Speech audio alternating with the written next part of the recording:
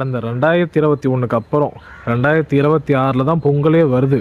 அதாவது 5 வருஷத்துக்கு ஒரு தடவை எப்படி எலெக்ஷன் வருமோ, அந்த மாதிரி இப்போ பொங்கல் கூட 5 வருஷத்துக்கு ஒரு தடவை தான் வருது. ஏன் இதை சொல்கிறேன்னா, சிஎம்க்கு அதாவது நம்ம முத்துவேல் கருணாநிதி ஸ்டாலின் அவர்களுக்கு 2021 தான் மக்களுக்கு பொங்கல் வந்திருக்கு. அதுக்கப்புறம் இப்போ 2026 வந்திருக்கு. அவர் இந்த பொங்கல் அவர் தான் ஹீரோ, அவர் தான் வெற்றி அடைய போறாரு, மாற்றக்கருத்தே கிடையாது.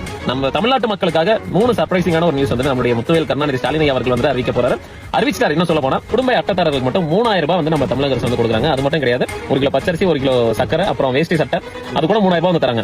22 வருஷம் கவர்மெண்ட் ஸ்டாஃப்ஸ் எல்லாம் போராட்டம் பண்ணிருக்காங்க, எங்களுக்கு வந்து பென்ஷன் ஸ்கீம் வந்து அனௌன்ஸ்மெண்ட் பண்ணணும் அப்படின்னு சொல்லிட்டு. 22 வருஷத்துக்கு அப்புறம் இப்ப நம்முடைய முதலமைச்சர் முத்துவேல் கருணாநிதி ஸ்டாலின் அவர்கள் தேர்தல் அறிக்கையில சொன்னபடியே பென்ஷன் ஸ்கீம் வந்து அனௌன்ஸ்மெண்ட் பண்றாரு. இமாலய வெற்றி, இமாலய சாதனை இது. தேர்தல் வெக்கமே இல்ல.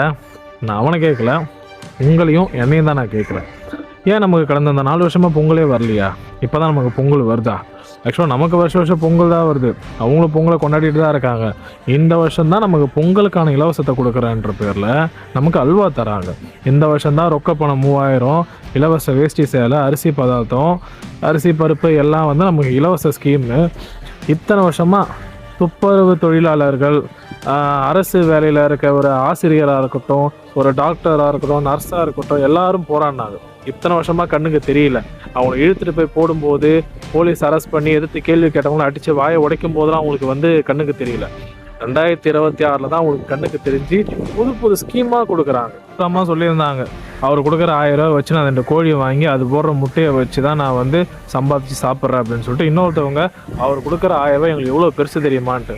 நான் ஒரே ஒரு கேள்வி கேட்கட்டுமா? நான் கேட்குறேன், ஒவ்வொரு குடும்பத்தில் இருக்க ஒவ்வொரு ஆம்பளையும் கள்ளச்சாராயம் குடிச்சிட்டு சாவாமலோ, இல்லை கள்ளச்சாராயம் குடிச்சிட்டு வீட்டில் தூங்காமலோ படுத்துட்டு கிடக்காமலோ வேலைக்கு போனால் நமக்கு ஏன் அந்த 1000 ரூபாய் பெருசாக தெரிய போகுது?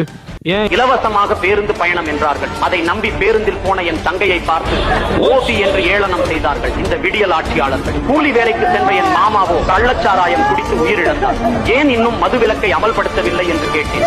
மாநில சுயாட்சி பேசும் விடியல் ஆட்சியாளர்கள் மாநில பட்டியலில் உள்ள மதுவை மத்திய அரசு அப்பா அம்மா எல்லாம் அவங்க தவறி போயிட்டாங்க. இந்த மது கடையும் சாராய கடை வச்சதுனால தான் எங்கள் அம்மாவும் எங்கள் அப்பாவும் போயிட்டாங்க. அவங்க 3 பேர் யாரும் ஒரு விஷயம் பேசுகிறாங்க. அதாவது 41 பேரை கொண்ட தாவேக்கா 41 பேர் உயிரை காவு வாங்கிடுச்சுன்ட்டு ஒரு விஷயம் பேசுகிறாங்க.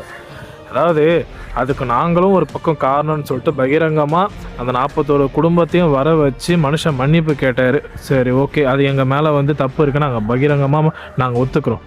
ஆனால் கள்ளச்சாராயம் காய்ச்சறதுக்கு நாங்களும் ஒரு காரணம். நாங்கள் கனிமொழி சொன்ன மாதிரி ஒரு கையெழுத்து போட்டிருந்தா இன்றைக்கி தமிழ்நாட்டில் கள்ளச்சாராயம்னு ஒரு விஷயம் இருந்திருக்காது, இத்தனை குடும்பம் அழிஞ்சிருக்காதுன்னு சொல்லிட்டு உங்களால் பகிரங்கமாக இதை ஒத்துக்கிட்டு மன்னிப்பு கேட்க முடியுமா? ஏன் முடியலை?